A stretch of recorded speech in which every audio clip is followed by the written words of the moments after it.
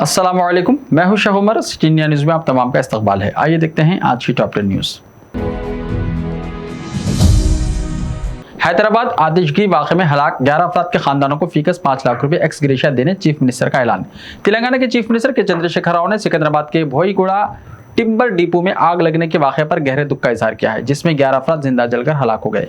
Chief minister KCR ने आग लगने में बिहार के मजदूरों की मौत पर अफसोस का इजहार किया। उन्होंने आग लगने से मरने वालों के लिए फीकस 5 लाख रुपए एक्स ग्रेशिया का ऐलान किया। चीफ मिनिस्टर ने चीफ सेक्रेटरी सोमेश कुमार को हिदायत दी कि वो हादसे में हलाक बिहार के तारकीन वतन मजदूरों की नाशों की वतन वापसी के इंतजाम करें।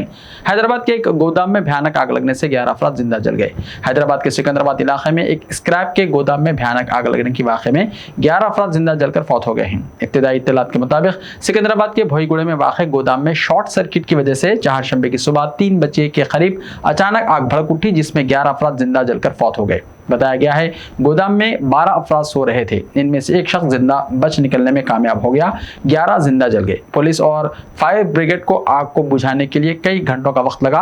5 फायर ब्रिगेड की मदद से आग पर काबू पाया गया। हुक्काम ने बताया कि हादसे में 11 अफराद मौके पर ही हलाक हो गए। इनमें से कुछ आग में जल गए जबकि कुछ दम घुटने से मर गए। हुक्काम ने बताया कि हादसे के वक्त गोदाम में 12 अफराद मौजूद थे। तमाम मरने वाले बिहार के मुहाजिर मजदूर थे। मरने वालों की शनाख्त बुट्टू, सिकंदर, दामोदर, सुतेंदर, जंडू, दिनेश, राजेश, राजू, दीपक और पंकज के तौर पर हुई है। मजीद की शनाख्त बाकी है। वजीर आजम नरेंद्र मोदी ने हैदराबाद के भोईगुड़े में पेश आए आतिशगी के हादसे में होने वाले अमवात पर गहरे रंज का इजहार किया है। वजीर आजम नरेंद्र मोदी ने वजीर आजम कौमी रिलीफ फंड से मरने वालों के लवाहिकीन को फीकस 2 लाख रुपए की इमदादी रकम की भी मंजूरी दी है। वजीर आजम ने अपने ट्वीट पैगाम में कहा, हैदराबाद के भोईगुड़े में हुई अलमनाक आतिशगी की वजह से जानों के नुकसान से गमजदा हूँ। गम की इस घड़ी में हम पूरी तरह सोगवार खानदानों के साथ हैं। PMNRF की तरफ से मरने वालों के लवाहिकीन को फीकस 1 को 2 लाख रुपए की इमदादी रकम दी जाएगी। कांग्रेस सरकार ने पार्लियामेंट रेवंत रेड्डी और कोमटिरेड्डी वेंकट रेड्डी ने संगारेड्डी कॉलोनीज में 50,000 करोड़ के स्कैम की साजिश का चीफ मिनिस्टर केसीआर पर इल्जाम आयद करते हुए इस मामले की CBI तहकीकात का मुतालबा किया। नई दिल्ली में मीडिया के नुमाइंदों से बातचीत करते हुए रेवंत रेड्डी और वेंकट रेड्डी ने स्कैम के बारे में वजीर आजम नरेंद्र मोदी की खामोशी को तनकीद का निशाना बनाया और कहा कि इस मामले में BJP और TRS की मिलीभगत दिखाई देती है। स्कैम के बारे में वजीर आजम और मरकजी तहकीकाती एजेंसियों को बारहा सबूत के साथ शिकायत की गई, लेकिन कोई कार्रवाई नहीं हुई।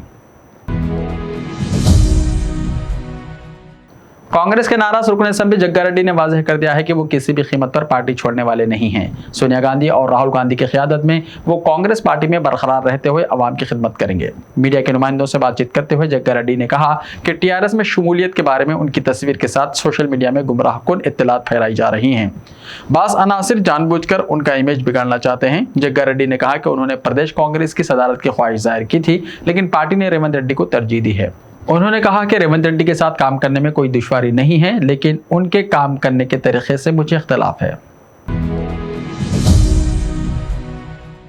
मरकजी हुकूमत ने वजाहत की है कि आंध्र प्रदेश तंजीम में जदीद कानून के तहत तेलंगाना के 9 पसमानदा अजला की तरक्की के लिए अब तक 2,250 करोड़ रुपए जारी किए गए हैं। कांग्रेस रुकन पार्लियामेंट रेवंत रेड्डी के सवाल पर लोकसभा में वजारत फाइनेंस से तहरीरी जवाब में बताया कि जारी करदा रकम में 450 करोड़ शामिल है, जो 31 मार्च 2021 को जारी किए गए। हुकूमत के मुताबिक साल 2015-16 से 2020-21 तक 5 मरतबा 450 करोड़ रुपए की इजराई अमल में आई है और मजमूई तौर पर 2,250 करोड़ जारी किए गए हैं। साल 2014-15, 2019-20, 2021-22 में पसमानदा अजला की तरक्की का फंड जारी नहीं किया गया।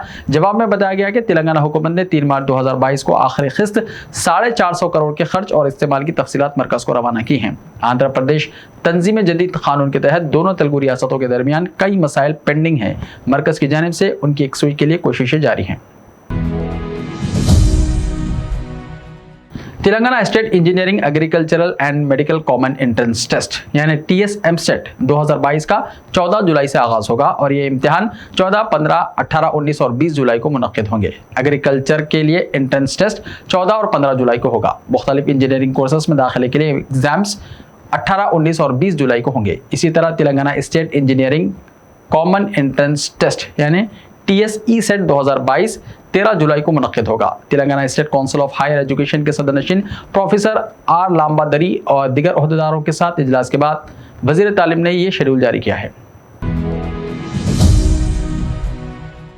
बोर्ड ऑफ इंटरमीडिएट एजुकेशन के ऐलान के मुताबिक इंटरमीडिएट के प्रैक्टिकल एग्जाम्स का आज 23 मार्च से आगाज हुआ है। बोर्ड ऑफ इंटरमीडिएट के अहदेदारों ने कहा है कि इंटरमीडिएट साल अव्वल और दुवम के प्रैक्टिकल एग्जाम्स 23 मार्च से 8 अप्रैल तक मुनक्किद होंगे। प्रैक्टिकल एग्जाम से मुताल्लिक अगर कोई शुबहात हों तो स्टूडेंट्स इस फोन नंबर 04024600110 पर कंट्रोल रूम को कॉल कर सकते हैं, जहां बोर्ड के अहदेदार सुबह 8 बजे से शाम 6 बजे तक दस्तयाब रहेंगे। इसी तरह इंटरमीडिएट थ्योरी एग्जाम्स 6 मई से मुनक्किद किए जाएंगे। इंटरमीडिएट फर्स्ट ईयर के एग्जाम्स 6 मई से 23 मई तक और सेकेंड ईयर के एग्जाम्स 7 मई से 23 मई तक मुनक्किद होंगे, जिसके औकात सुबह 9 बजे से 12 बजे दिन होंगे। कोरोना वैक्सीन की तैयारी पर एला फैमिली को गवर्नर सविंद्रा राजन ने तहनीत पेश की। गवर्नर ने भारत बायोटेक के डॉक्टर कृष्णा एला और मिसेस सुचित्रा एला को कोरोना से बचाव के लिए वैक्सीन की तैयारी पर तहनीत पेश की। गवर्नर ने कहा कि मुझे एला जोड़े को तहनीत पेश करने में बेहद खुशी महसूस हो रही है, जिन्होंने कोवैक्सीन ईजाद करते हुए कोरोना से बचाव की राह हमवार की है। उन्होंने मुख्तलिफ रुकावटों तनकीदों की परवाह किए बगैर मुल्क के लिए गैर मामूली वैक्सीन की तैयारी का कारनामा अंजाम दिया। गवर्नर ने कहा कि वैक्सीन का इंतजार करने वाले ममालिक के लिए हिंदुस्तान एक नेमत साबित हुआ और कई ममालिक को वैक्सीन सरबराह की गई। हैदराबाद के जेदी बिडला इलाके में आज चलती कार में आग लग गई। सड़क से गुजरने वाली फोर्ड फेसिना कार के इंजन में अचानक आग लग गई है, जिसके साथ ही कार चलाने वाले शख्स ने गाड़ी रोककर मुसाफिर को उतार दिया, जिसकी वजह से बड़ा हादसा टल गया। फौरी तौर पर फायर ब्रिगेड के अमले को इत्तला दी गई। फायर इंजन ने वहां पहुंचकर आग बुझाई, तब तक गाड़ी मुकम्मल तौर पर जलकर खाकिस्तान हो चुकी थी।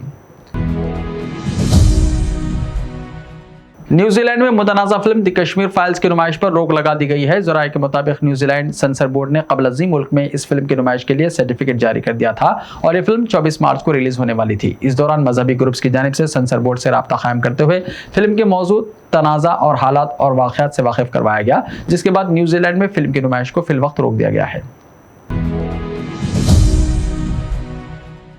ऐसे ही ताज़ा तरीन खबरों के लिए हमारे इस YouTube चैनल को सब्सक्राइब करते हुए इसके बेल आइकन को प्रेस कर लीजिए। लाइव वीडियोस देखने के लिए प्ले स्टोर से हमारे ऐप सिटी इंडिया न्यूज़ को डाउनलोड करें, लिंक्स डिस्क्रिप्शन में मौजूद है।